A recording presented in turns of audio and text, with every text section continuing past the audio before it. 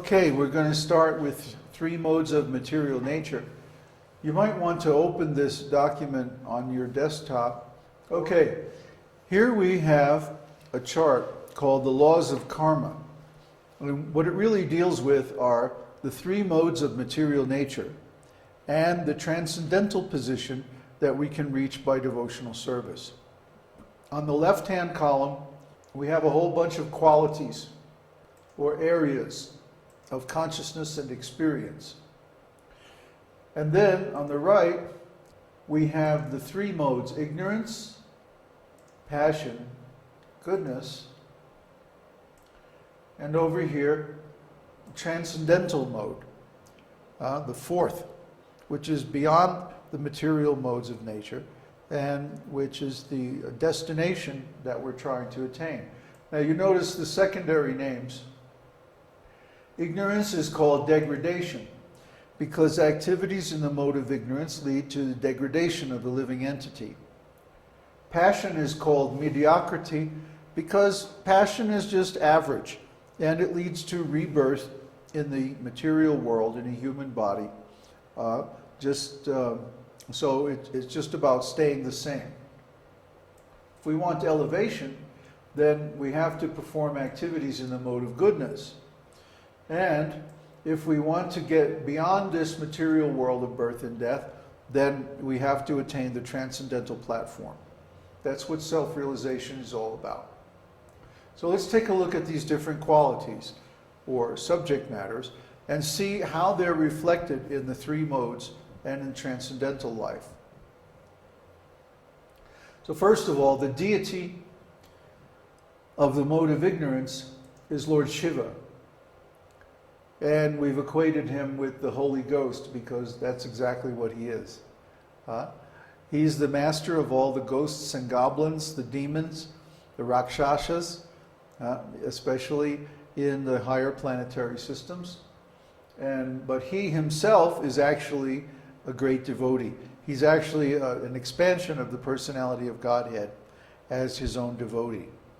So his mood is very wonderful. And then the deity of the mode of passion is Lord Brahma. Lord Brahma is the celestial form of Christ. When Jesus takes birth on this world, or Haridas Thakur, or so many other incarnations, these are all expansions of Lord Brahma. And he has a certain style. He likes to sacrifice his body to the service of God. And he's a very exalted, powerful, pure devotee. The deity of the mode of goodness is Lord Vishnu, the Supreme Lord. And he's the maintainer. Rather, Brahma is the creator and Shiva is the destroyer. And we'll see how that works in the next topic. And finally, the deity of those engaged in transcendental life is Krishna, the Supreme Personality of Godhead. So that's another little wrinkle. We see some people like to say that Krishna is an incarnation of Vishnu. And when we examine these people, we find that they're not exactly in the transcendental position, although they're following the principles of the mode of goodness. They're actually worshiping Vishnu. So they want to see everything as coming from Vishnu. But actually Krishna is completely independent. He doesn't require Vishnu to incarnate in this universe. Actually, Vishnu expands from him. So Krishna is the deity for those in the transcendental mode. And for those in the mode of goodness, they worship Vishnu.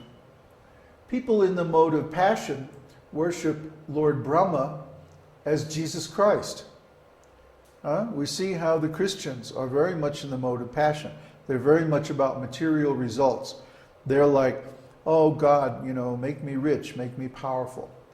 So this kind of worship is actually worship of passion or Brahma.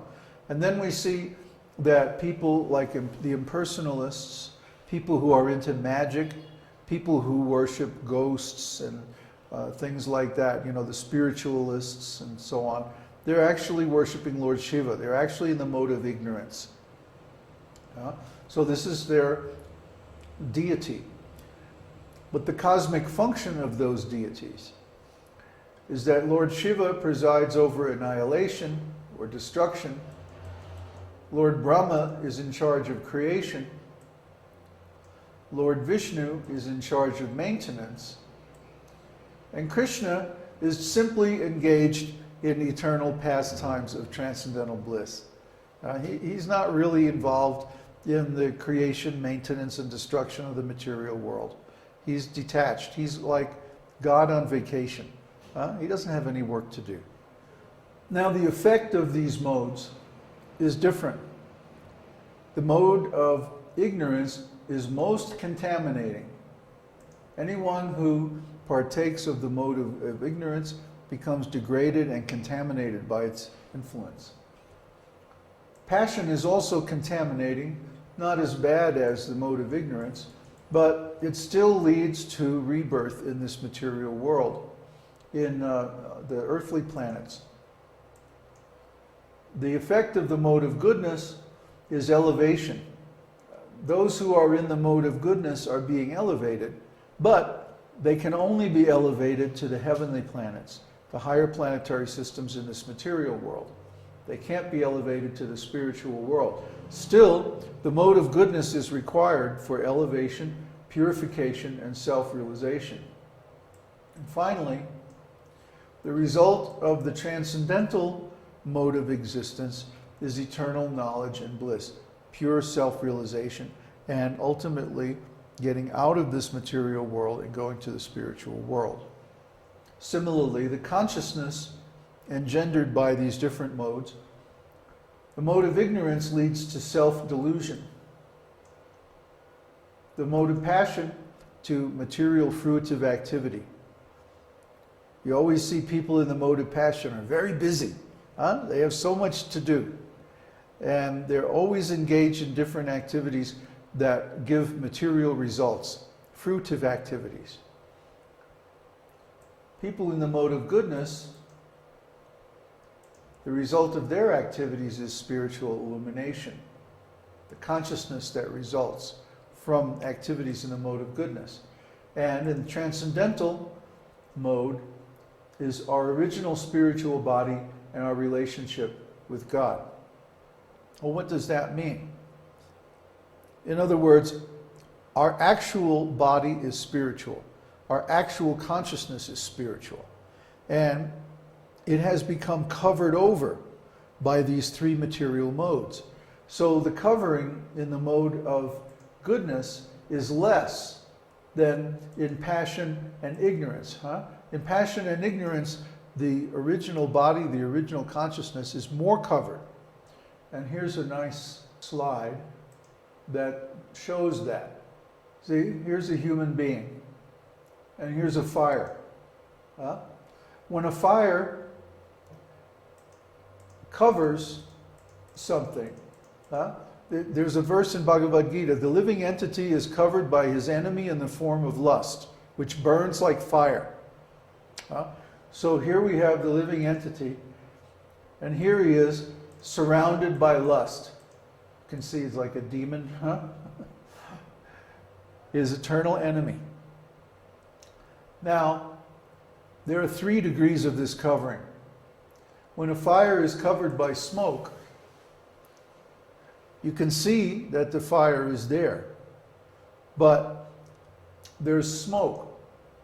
So it obscures some of the details. But generally, in the human form of life, all of the qualities of the soul shine through, even though there's some smoke. There could be more smoke or less smoke. But when a fire is covered by earth, for example, when you're done with the fire and you throw dirt on it to put it out, that's like the animal species, okay, or the plant species, where the qualities of the soul are so covered over that it's hard to even perceive the presence of the soul.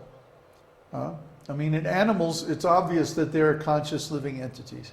But with trees and plants, it's very hard to see the presence of the soul, because the qualities of the soul are so covered over that they hardly shine through at all. So this is the different states of consciousness that result from activities in these three modes of nature. Now, what about the knowledge? A person in the mode of ignorance, you can see their knowledge is going to be about popular culture, about cheating, sex, intoxication, different kind of criminal activities, different kinds of unethical activities. And they enjoy this. They think this is very good.